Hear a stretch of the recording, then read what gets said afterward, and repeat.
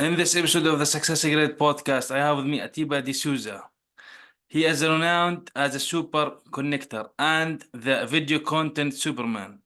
He is celebrated marketer and business owner whose career is rooted in the profound belief that the true power in business lies in building relationship grounded in pure intentions to connect, share, and serve.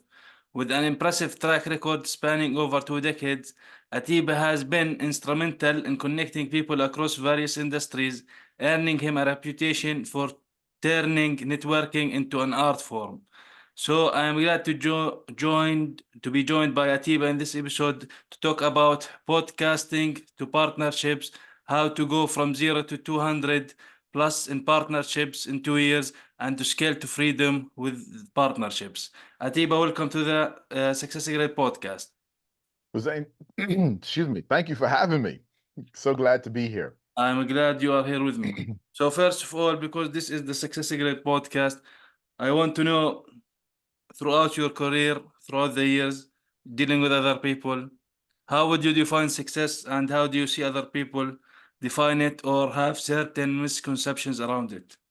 Oh, it's a great question. So success really is not just about you. And that's one of the things that I've learned over the years. Early in my career was how much money could I make? How much could I have? How much, it was me. It was all about what I could get and gain. And I didn't understand that in true business and truly in life, everyone can win, right? What that led me to was times of even discontent and unhappiness when someone else won instead of being able to celebrate them. So it's understanding that everyone can win, everyone should win who shows up to play the game the right way. And we need to honor that, right? And when we do that, there's enough for everyone to have abundance, not even just for survival. And that's one of the misconceptions. There's so many of us that I've seen. There's so many of us who are trying to get to that state of survival where we have just enough, and that's what keeps us fighting instead of recognizing that the mentality behind thriving is very different than the mentality behind just simply surviving. And it's within that switch of recognize when I thrive, others thrive, we all thrive, that survival automatically happens. And that is success. Yeah, definitely. There is abundance for all, for more than just being a survivor in life. So there is multiple Yes. things to you can have or do and share with others, which is very important. In general, giving is better than taking, and giving makes you more happier as a human. So now, podcasting and partnerships. Okay. Yeah. So what is the most important thing that drew you and so you saw that this is the important thing that having partnerships and podcasting that can help businesses and business owners to grow their businesses. How did you notice that? Was that because you guested in multiple podcasts or did you see others do this that? What's the story behind this kind of let's say Yeah. framework? Yeah. So Hussein, it started a few years ago. And my goal was back then, I was going to get on podcasts. And again, we're talking about success here. I was going to get on podcasts, and my goal of getting on podcasts was to hear myself talk. I'm not even going to lie to you. Okay. I wanted the opportunity to practice speaking and sharing my information.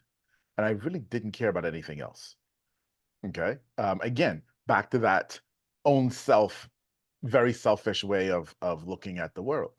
Then it's what, a year and a half, just over a year and a half ago now. It was January, and it was the beginning of January, like January 2nd or January 3rd. So brand new year. And I've got a guy who's coming on to my podcast, right? And he comes on and he is so excited for the conversation. And I'm thinking, I don't know why he's so excited. I don't know who he is. Then he starts asking me personal questions about what I had done over the Christmas holiday time that had just passed and for the new year. But the questions that he asked were really personal questions that said, I know what you did, so tell me how this was, and tell me how that activity that you and I'm thinking, how does he know this? And so while he's asking and while I'm answering, I'm frantically doing a search to realize I was on his podcast 2 weeks before. The week before Christmas, I was on his show and I had completely forgotten him, forgotten what we talked about, forgotten what he looked like, forgotten who he was. And I was utterly embarrassed.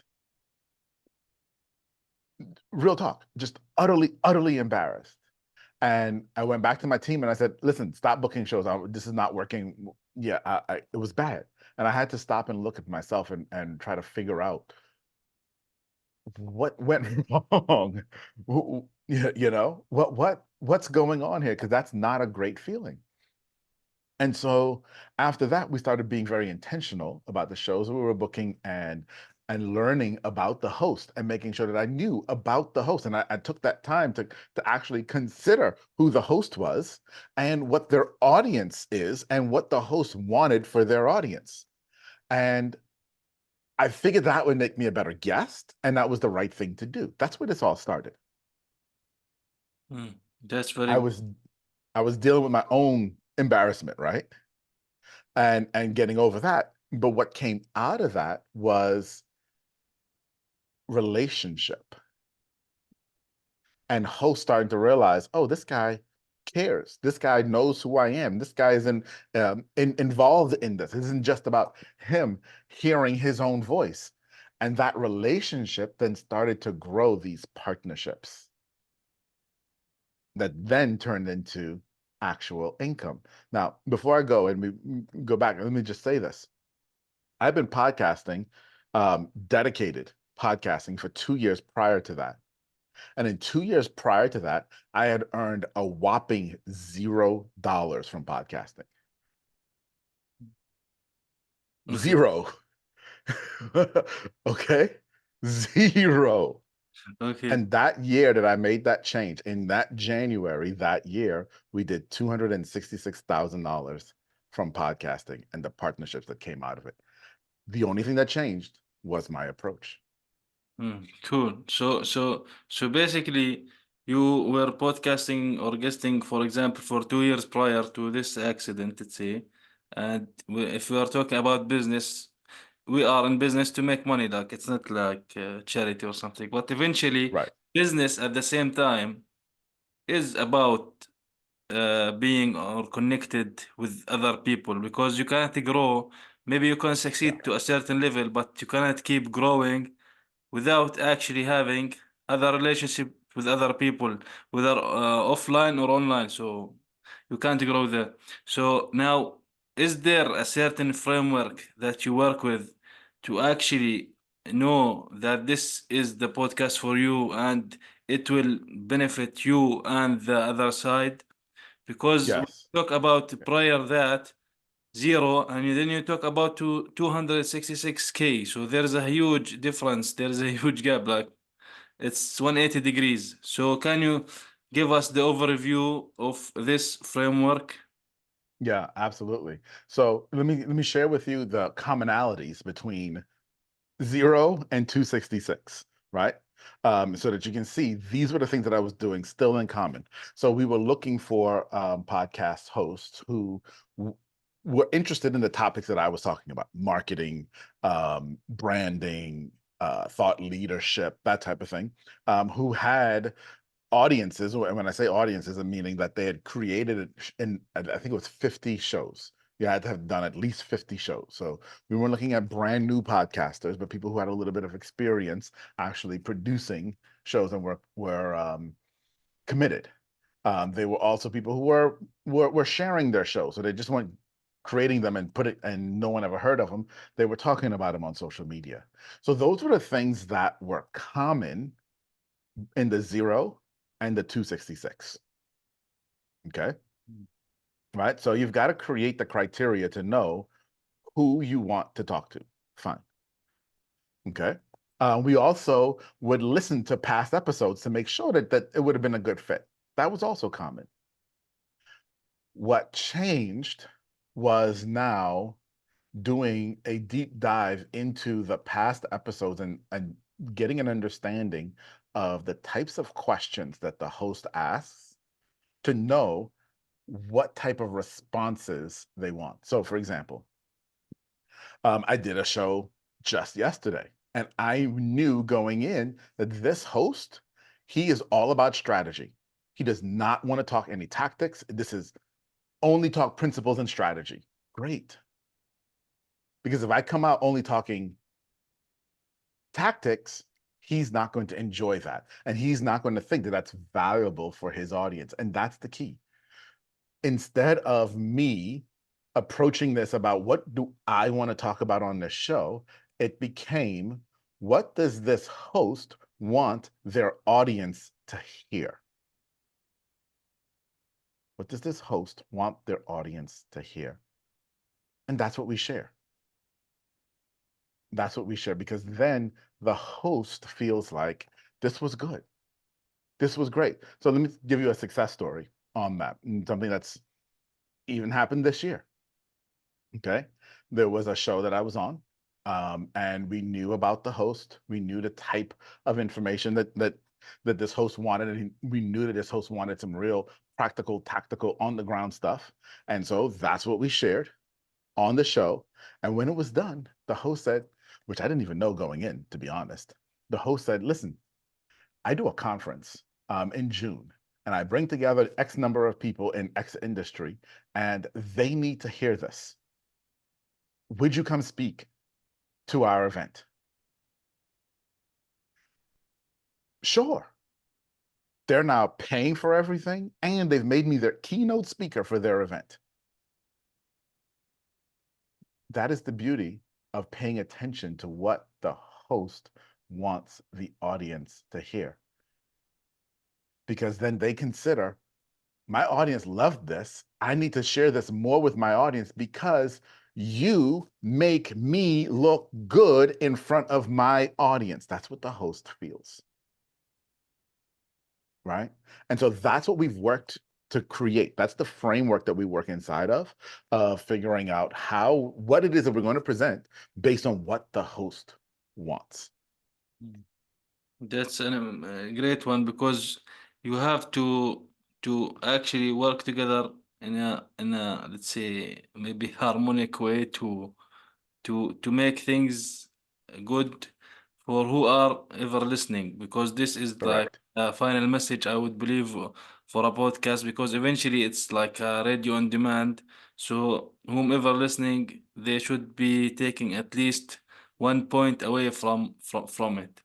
So Yes. yeah, exactly. So now, but can we talk quickly about the money side of podcasting? Because a lot of people, when say profiting from podcasting, some people like don't know exactly how to do that, because of course we know there is collaboration. You mentioned their conference. I hosted summits myself, Hmm.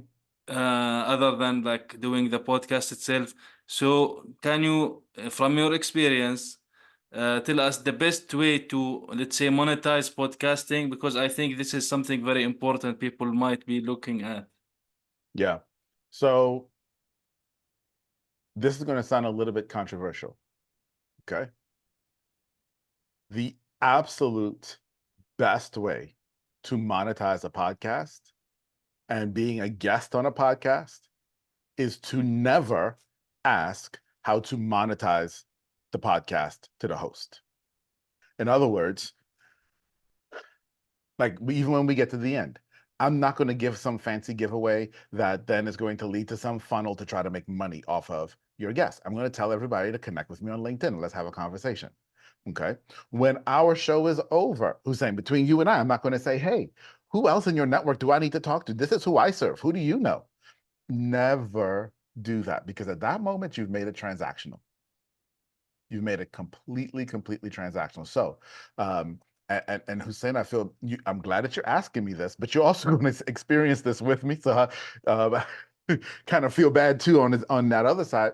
what ends up happening at the end is we have a great conversation, and then my team is going to reach back out to you and say, hey, Atiba loved talking with you. Would you be willing to be a guest on his show? Yeah. And now I'm going to have you come be a guest on my show. You see, it was Marcus Sheridan who wrote a fantastic book on the art of content networking. I think content-based networking or content-based marketing, I think is the name of the book. One of those two. And he said the real beauty is after you create the second piece of content with someone. You see, when you have me here and we have this conversation and you grow some level of respect for me because I cared so much about your audience, then I invite you on my show and we have a great time and you get to experience me on the other side. I get to experience you on the other side. Now we're building a bond here that then can start to grow into something. I've said, okay, this was really fun. This was really great, man. We should do something more. What could we do? And that's where opportunities come. That's where opportunities come. This isn't a short game. This is not a transactional game.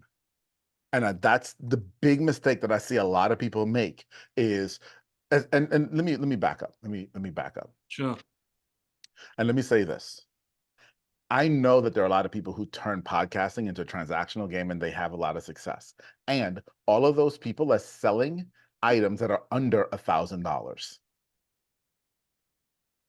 They're selling a service that's under $1,000 a month, something that someone can say, oh, yeah, I need that and make a quick decision. But if you're selling a high ticket service, if you're selling a high ticket product, podcasting needs to be a longer game for you, a longer relationship build. Mm. Okay. The the people who are having me come in to do their keynote next month, I was on their podcast 6 months ago. Right? Exactly. Yeah. It's a longer relationship, Yeah. and You that's okay. Yeah, definitely. Like you mentioned, you're talking about very important topic here. Like you want to keep the relationship building with whomever, because turn it to like you mentioned, transactional fee. I am here just to sell you something that your product, I'm sure, would be good or great, but it's also great to start from the relationship side of things because that, like you mentioned, is about the long term, not just the short term. I got a sale and that's it. You will get probably more client for life or a longer term than just let's say a short period of time for a quick Yes. buck, which is very Yes. important because eventually the way I see it, how I would see business now after talking to multiple guests and people, to me business is three things like skills and passions to solve problems. The second is having relationships, whether it's who you know and who knows you. And the third is serving and adding value to people. And you do that in multiple ways. But the main way is to sell. And there are multiple ways to sell, of course. One of them is like you did first of all to connect, which goes back to point number two, having connections who you know and who knows you.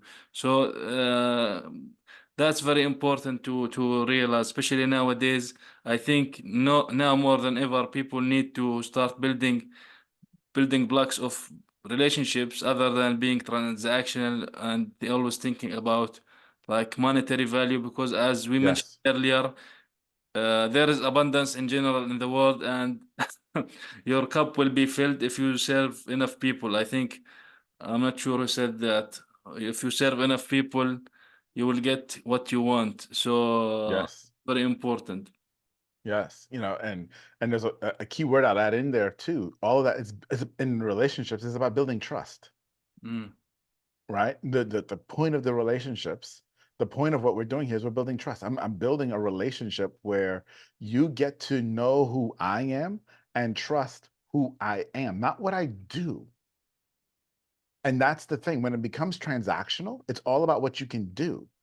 But I want to build a relationship where you trust who I am. Because let's face facts. if the last 5 years have taught us nothing else, it should be that we should all be ready to pivot. Right? We all have had to pivot in some way, shape, or form. And if you pivot and people don't trust you, they won't trust your pivot. However, if you've built relationships based on trust, and you come back to people and say, hey, listen, I was doing this, now I'm doing this, and I've made a pivot. And they say, well, because I know who you are and what you stand for, I know that where you're going now is going to be great, and you're going to serve people well, This is a great point, actually. right? Yeah, this is a great point. Like with the COVID, like a lot of things did not go the right way. So what you're mentioning here about trust is if you add something to the business or if you switch the business, whatever side, people who have already trusted you and dealt with you in a way, at certain point they might need what you are serving now or what you are selling now. So it could Exactly.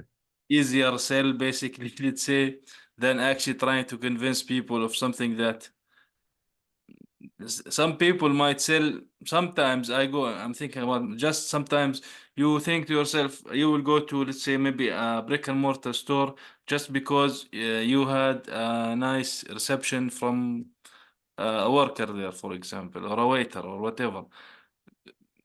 Some so it's about that. It's about the Yes, connection or how absolutely. we're treated in a way. I guess that's very important, and it's one of the ways that is now very important for businesses to grow. So now throughout your businesses and experiences, and you are doing that and transitioning from a podcast guesting for 2 years for nothing, and then switching that. What was the worst advice that you have ever received through this process Wow. for that time? The worst advice.